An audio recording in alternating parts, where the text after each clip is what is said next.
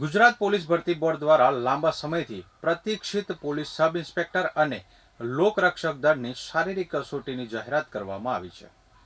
રાજ્યમાં વર્ગ 3 સંવર્ગની કુલ 13,591 જગ્યાઓ માટે યોજાનારી આ ભરતી પ્રક્રિયા અંતર્ગત આગામી 21મી જાન્યુઆરીથી શારીરિક કસોટી શરૂ થઈ જશે.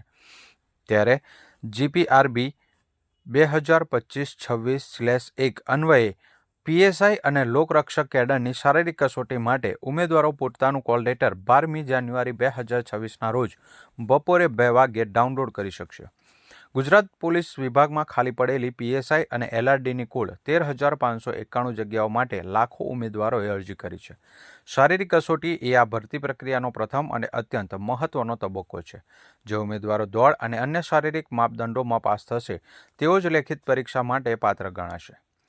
પરીક્ષા કેન્દ્ર પર જરૂરી ઓરિજિનલ ડોક્યુમેન્ટ્સ અને કોલ લેટરની નકલ સાથે રાખવી અનિવાર્ય છે. ઉમેદવારોએ કોલ લેટર ડાઉનલોડ કરવા માટે ઓજસની ઓફિશિયલ વેબસાઇટ પર જવાનું રહેશે. પોલીસ ભરતી બોર્ડ દ્વારા દર વખતની જેમ આ વખતે પણ શારીરિક કસોટી અત્યંત પારદર્શક રીતે અને ટેકનોલોજીના ઉપયોગ સાથે લેવામાં આવશે. દોડ માટે RFID ચિપનો ઉપયોગ કરવામાં આવશે, જેથી સમયની સચોટ નોંધણી થઈ શકે. મેદાનો પર CCTV કેમેરા અને ચુસ્ત બંદોબસ્ત વચ્ચે આ પ્રક્રિયા પૂર્ણ કરવામાં આવશે.